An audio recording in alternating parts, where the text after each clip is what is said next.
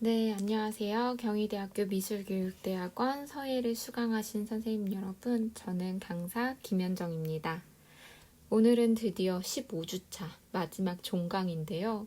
사실 막 종강 때는 되게 일찍 끝내주고 이러는 게 굉장히 좀 좋잖아요. 근데 저희가 제가 풀이를 하다 보니까 생각보다 오래 걸려가지고 아마도 오늘은 시간을 꾹꾹 다 채우거나 심지어 넘어갈 수도 있어요. 그렇기 때문에 제가 오늘은 조금 더 빠르게 진행을 해보도록 하겠습니다. 2012년도 문제입니다. 저희가 정각을 직접 돌을 만져보고 파보는 시간까지 가진다면 이게 더 기억에 잘 남으실 수도 있겠지만 정각이 좀 위험하기도 하고 워낙 저희 수업 시간이 짧기 때문에 정각 돌을 뭐 직접 만져본다던가 파볼 기회는 없잖아요. 그래도 제가 혹시 헷갈리실까봐 저희 그 보강 수업 때 이제 한번 직접 들고 가서 이게 바로 그 돌이고요. 이거는 뭐라고 하고요. 이러면서 이건 좀 설명을 한번 드릴게요. 그래야지 기억에 잘 남으실 것 같거든요. 그리고 또 용어라던가 이런 게 좀 명확하기 때문에 시험에 출제하기 좀 쉬운 편인 것 같습니다. 그래서 이제 시험 문제를 한번 다 같이 보면요. 기억, 정각 측면에 새기는 것을 반각이라고 한다. 정각 찍는 면 말고도 옆에다가 글씨를 새기기도 하거든요. 찍는 용도가 아니에요. 그럼 이것은 무엇이라고 할까요? 저희가 수업 시간 때 아주 잠깐 다뤘었는데요. 옆면에 새기는 것은 측관이라고 한다. 근데 이것은 반관이나 병관이라고도 하는데 누가 새겼는지 시기, 용도 등을 알 수 있는 면이다 라고 하죠. 그럼 다시 시험 문제로 돌아가면요. 네, 기억 정답입니다. 니은으로 가면요. 글자가 정확한지 검토하는 것을 장법이라고 한다. 제가 자장도법이라고 외우면 쉽다고 했었는데요. 전각실기 3법인데요. 자장도법이죠. 자법은 어떤 자를 쓸지 고르는 거라고 했어요. 그래가지고 전서체 중에서도 여러 가지 사람인이라고 해도 여러 가지 형태가 있으니까 1번 형태를 쓸까 2번 형태를 쓸까 고민을 하는 거, 그게 자법이고요. 장법 같은 경우는 뭐 C자로 돌릴지 S자로 돌릴지 세로 쓰기 할지 가로 쓰기 할지 그런 디자인의 역할입니다. 그리고 도법 같은 경우는 칼 도자이기 때문에 파는 거를 뜻하고요. 장법은 검토하는 게 아니라 배열하는 것이기 때문에 니은 틀렸고요. 디귿은 인도를 잡는 방법에는 쌍국법과 약관법 등이 있다 라고 했는데요. 잡는 방법에는 쌍국법, 약관법, 단국법이 있으므로 정답입니다. 리을 갈게요. 인유는 도장의 손잡이 부분으로 여기에 다양한 형상을 조각하기도 한다. 네, 두 번째 보시면 인유는 인재의 손잡이 부분이라고 나와 있습니다. 옛날 사극 같은 데 보면은 이제 왕의 도장 같은 거 보면 손잡이 부분에 용 새겨져 있고 이런 거 보신 적 있으실 거예요. 그래서 이거를 뜻하는 거예요. 미음 갈게요. 사구인은 좋아하는 문구를 새긴 것으로 장서인이라고도 한다 라고 했는데요. 이거는 사실 시험 문제도 좀 힌트가 써 있어요. 왜냐면 가로 열고 한자가 써 있잖아요. 그래서 한자 몇 글자만 알아도 충분히 약간 시험 문제에서 힌트를 주고 있다라는 것을 보실 수 있습니다. 사구인이라는 것은 이제 좋아하는 문구를 양각 혹은 음각으로 새기는 건데요. 이제 뭐 날마다 좋은 날 되세요. 이런 식의 어떤 좋은 문구를 새기는 거라고 생각하시면 돼요. 그리고 수장이는요, 이제 책을 보관을 위해 수장자가 제작한 정각으로 전서체의 주문이고 정방형이 대부분이다 라고 하는데 지금도 있어요. 뭐 국립중앙도서관장인이라던가 각 학교마다 학교 소장된 책에는 이게 찍혀있는 것을 보실 수가 있거든요. 그리고 수장인의 또 다른 말로 장서인이라고도 합니다. 아주 조금 역할은 다르지만 그냥 같은 개념이다 라고 생각하셔도 돼요. 그래서 다시 문제로 돌아가시면요. 그럼 사구인이 자기가 좋아하는 문구를 새긴 것은 맞는데 장서인이라고 하는 것은 틀린 거죠. 그래서 결국은 기역, 디귿, 리을이 맞기 때문에 정답은 4번입니다. 네, 2013년도 문제인데요. 다음은 추사 김정희의 글씨이다. 가와 나의 빈칸에 들어갈 서체의 명칭으로 옳은 것은. 사실 이 문제는 꽤 친절한 거예요. 왼쪽에 있는 글씨가 추사 김정희의 글씨이다 라고도 하는데 대부분의 문제는 이게 어느 글씨인지도 얘기 안 하는 경우가 있어요.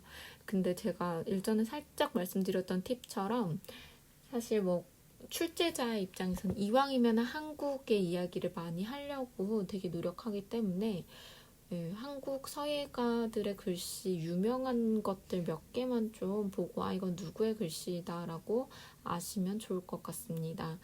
이 문제는 사실 굉장히 쉬운 문제이죠. 정조시대 때 청의 새로운 사조인 고증학을 받아들이려는 북학운동과 더불어 금석학이 진전되었고 서예에서도 옛서체를 당시의 글씨에 응용하려는 풍조가 일어났다. 추사는 서한시대 때 예서를 해서에 응용해 독창적인 추사체를 이루었다. 이기 때문에 정답은 3번입니다. 이건 기본적으로도 외우면 좋은 포인트이긴 하지만 실제로 보면 약간 네모 정사각형에 가깝잖아요. 그리고 해서체처럼 이렇게 삐침체 같은 게 계속 보이시죠? 그렇기 때문에 예서랑 해서이다 이거는 만약에 혹시 못 외우셨더라도 이렇게 자형을 보고선 대충 맞출 수 있는 문제였습니다. 네, 2014년도 문제로 이제 넘어가겠습니다. 와, 2014년도 문제 정말 쉽습니다. 계속 강조했었던 자장도법이 등장했는데요. 그 중에서 장법을 설명하고 있는 문제입니다. 땡땡은 인면에 글자를 배치하는 방법을 말한다. 네, 자장도법의 자법은 어떤 자를 쓸지를 고르는 역할이었다면 장법은 디자인하는 것, 도법은 칼도자니까 새기는 방법이라 그랬죠. 근데 이제 더 깊이 들어가요. 그래가지고 이건 저희가 좀 많이 읽어보면은 장법에는 소멸, 경중, 증손, 굴신, 변화 등 여러 방법이 있다. 장법은 불주포백이라고도 하며 회화에서는 포국, 포치포백, 치진포세, 경영위치라고 하는 구도법이다. 벌써 구도법이라는 거에서 장법이다라는 거 알 수 있고요. 장법은 글자 수에 따른 배치 방법은 아래의 예시 작품과 같다라고 했습니다. 그래도 저희 한번 그 이론서 보면서 어떻게 배치했었는지 다시 한번 슬쩍 보고 지나갈게요. 네, 정각실기 3법의 자장도법 중에서도 장법을 그러면 몇 자일 때 어떤 구도로 쓰냐에 대해서는 이 뒤에 나와 있는데요. 옛날에는 세로 쓰기를 했었다라는 점이랑 그리고 오른쪽에서 왼쪽으로 썼다라는 것을 생각하면서 보면요. 이제 두 글자일 때는 왼쪽의 그림처럼 이제 왼쪽이 1, 오른쪽이 2다. 이거 세 개일 때도 1, 2, 3이 오른쪽부터 이제 1, 2, 3으로 간다. 근데 혹시 이제 하나를 좀 크게 쓰고 위아래로 쓰고 싶다라고 한다면 이제 시계 반대 방향으로 돌아갑니다.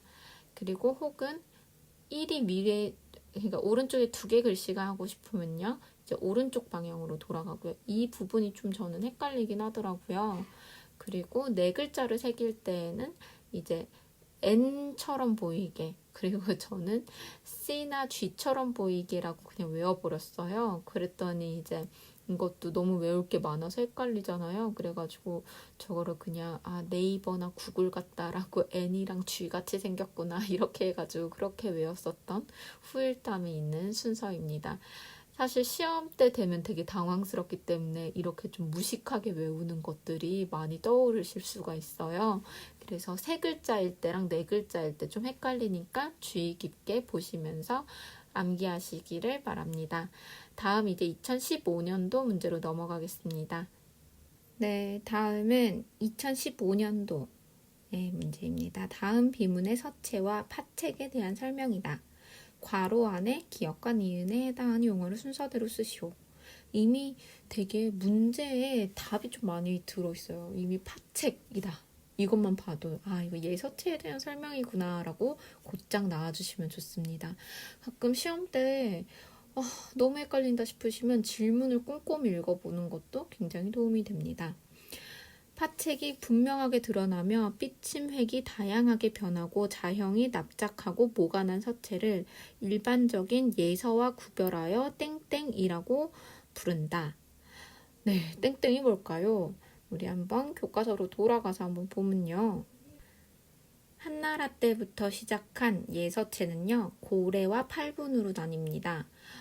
왜 이렇게 두 가지로 나누냐면요. 나중에 팔분체라는 게 등장하는데 이거를 나누기 위해서 이전에 있는 예서체는 고래, 고예 이런 식으로 레나 예 비슷한 같은 거라고 보시면 돼요. 그래가지고 옛날에 예서체다라고 해서 두 개로 나뉘게 됩니다. 이제 팔분체 같은 경우는 평평하면서도 안정감을 가지고 옆으로 뻗은 획이나 오른쪽으로 향한 한 필의 끝단이 곡선형으로 위로 뻗친다라는 특징이 있어요. 그래서 다시 문제로 돌아가 보면 기역은 8분이 되겠죠. 그리고 니은. 이 서체의 평획을 쓸 때 시작을 장봉으로 기필하여 누의 머리 같은 형상을 만들고 획의 꼬리 부분의 피를 잠시 눌렀다 빼는데 이를 잠두안미라고 한다. 이것도 굉장히 강조했었던 문제이기 때문에 꽤나 쉽게 넘어갈 수 있었습니다. 그래도 저희 이론서 한 번 더 짚고 넘어갈게요. 파책의 유무에 따라 고래와 팔분으로 나뉘는데요. 이제 고래 같은 경우는 파책이 없고요. 전 한 대 전실 이제 앞에 부분에 발달했고 전절 부분이 부드럽게 꺾이는 원필체이며 회봉을 한다. 직선적이고 강건하고 힘찬 기상이 나타나 보인다가 고래의 특징이라면 팔부는 파책이 있습니다. 후 한 대에 발달하였고요. 전절 부분에 모가 나는 방필체이며 평출이다라는 특징이 있습니다. 글자의 조형성이 뛰어나고 부드러우면서 아름답고 세련된 기품이 있다. 그리고 파책이 들어간 가로획은 잠두안미의 형태를 갖는다. 라고 하죠. 이거는 정말 보기에도 특징적인 형태니까 꼭 다시 기억해 보시면 좋을 것 같습니다. 저희 2016년도 문제로 넘어갈게요. 제가 생각하기엔 이제 2016년도 문제 같은 문제가 되게 어려워요. 왜냐하면 좀 지엽적이다라고 생각이 드는데 다음 작품과 설명을 참고하여 가로 안에 들어갈 서체의 명칭을 쓰시오 라고 했고요. 땡땡땡은 원나라 때 왕희지체를 중심으로 진, 당, 서의 전통을 이어받아 탄생한 서체로서 결구가 정밀하고 필획은 힘이 있으면서도 유려하다. 우리나라에는 고려 말에 전해진 이후 조선 초기를 대표하는 서체가 되었다. 안평대군이 쓴 목류도원도 발문이 그 좋은 예이다. 이 작품을 보면 그 서체의 특징이 잘 드러나면서도 거침없고 활달한 느낌을 지니고 있어 그가 이 서체를 완전히 소화하였음을 알 수 있다. 저 이 목류도원도 봤거든요. 진짜 멋있습니다. 한 5시간 정도 줄 서가지고 봤던 그 그림인데요. 사실 굉장히 작은데 엄청 길어요. 그래서 그림도 너무 좋았고 글씨도 참 정렬했는데 이거는 송설체입니다. 저희 여기서 첫 번째 퀴즈 나가도록 하겠습니다. 송설체의 특징을 이제 공부하시고 인터넷에서도 찾아보시면서 이 문제에 없는 내용으로 200자 이내로 써주세요. 네, 이제 2017년도 문제입니다. 거의 다 와가네요. 이게 하나하나 저희가 답만 딱 체크하고 가면 좀 더 빨리 끝날 수 있는데요. 그래도 이전에 했었던 내용들 같이 짚어드려야지 좀 기억에 잘 나실 것 같아서 이렇게 하는 거니까요. 오늘은 조금 시간이 오바되더라도 이제 좀 이해 부탁드립니다. 저희가 정말 열심히 쓴 글자이죠. 네. 익숙해서 벌써부터 반가운데요. 근데 사실 저는 이 문제에서 좀 많이 고민을 했었던 것 같아요. 왜 고민을 했는지 이제 같이 읽어보면서 풀어보도록 하겠습니다. 다음 서체 운필 방법과 회계 모양에 대한 설명이다. 기역, 니은에 들어갈 용어를 순서대로 쓰시오. 가는 영자팔법 중 륵에 해당되는 부분으로 선을 그을 때 반대 방향에서 시작했다가 거꾸로 그어 들어가는 땡땡하는 방법을 사용하였다. 이 운필법을 사용하여 나타난 획에서 붓끝의 흔적이 숨겨지는 모양을 장봉이라 한다.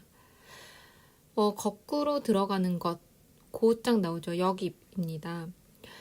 이제 영자팔법 중 락에 해당되는 부분으로 선을 긋는 방향으로 붓을 왼쪽으로 길게 그어 내린다. 이 운필법을 사용하여 뾰족한 붓끝이 드러나는 모양을 땡땡이라 한다. 저는 여기서 뭐라고 답을 하는 게 맞을까? 사실 너무 이게 객관식이면은 그냥 선택하고 아닌 거 지워버리면 되게 쉽다라고 생각을 했는데 이게 뭘까라고 좀 고민을 살짝 했습니다. 근데 이제 위에 부분이랑 이 문장이 마치 그 랩처럼 라임을 하고 있더라고요. 왜냐하면 뭐뭐뭐뭐 하는 모양을 장봉이라고 한다 하는 것처럼 뭐뭐뭐뭐 한 모양을 땡땡이라 한다 하잖아요. 그러니까 장봉의 반대말 뭐예요? 노봉이죠. 그래서 기억은 여기, 니은은 노봉입니다.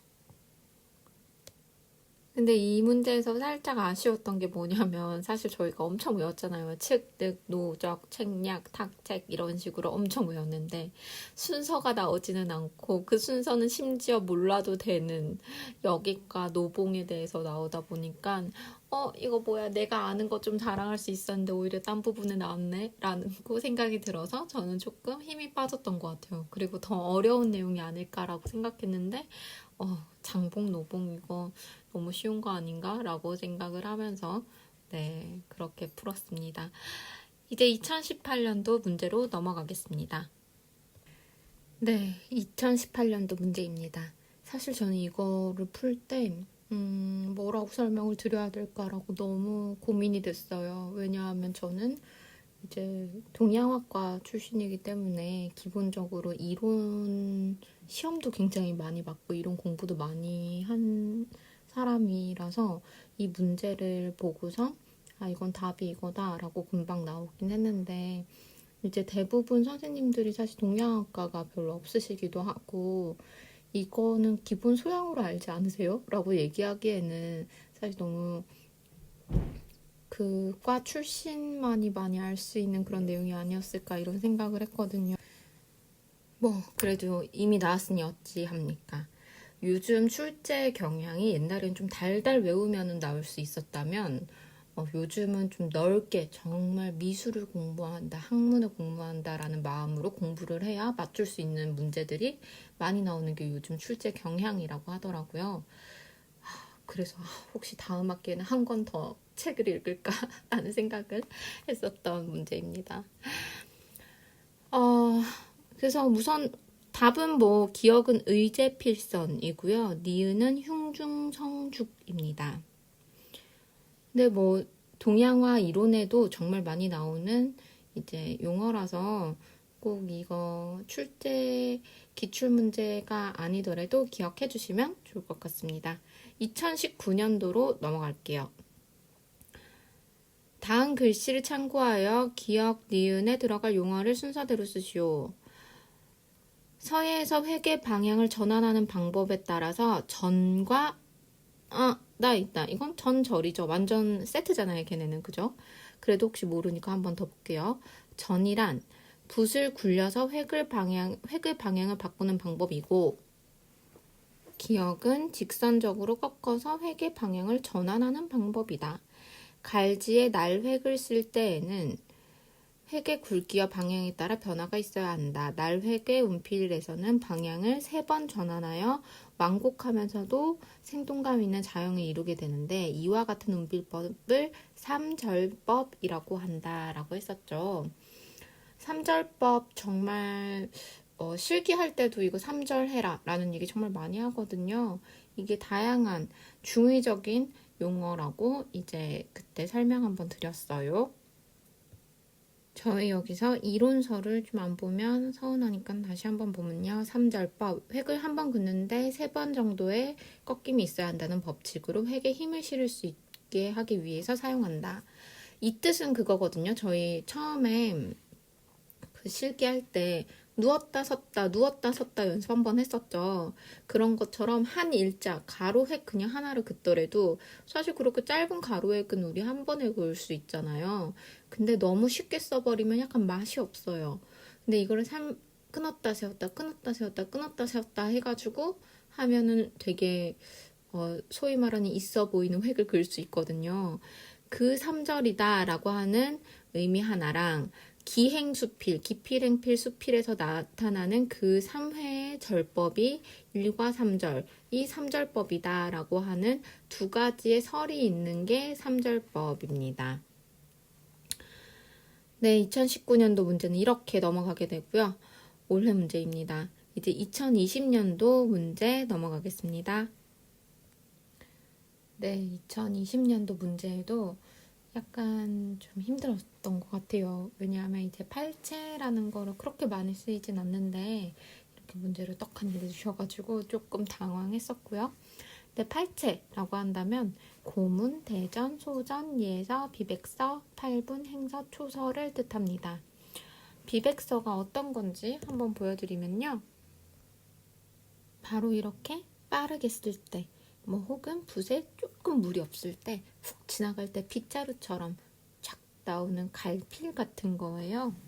그래서 정확한 정의로는 필세가 나는 듯하고 필액이 빗자루로 쓴 것처럼 보이는 한자 서체를 뜻한다 라고 하고요. 그래서 기억은 비백서입니다.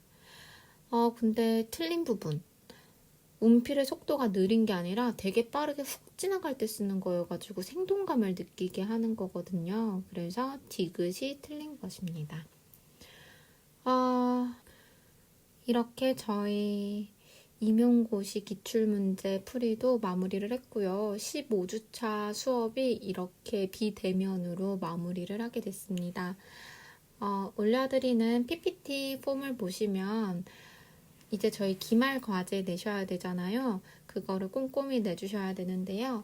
이번에도 경희대학교에서 교육감사가 들어왔었어요. 그래서 지난해 3년치였나? 2년치, 3년치였던 것 같아요. 거기에 대한 성적 산출 근거를 내라고 하시더라고요. 그래서 시간 강사나 뭐 교수 모두 다 성적을 내는 사람이라면 이것을 보관할 의무가 있습니다.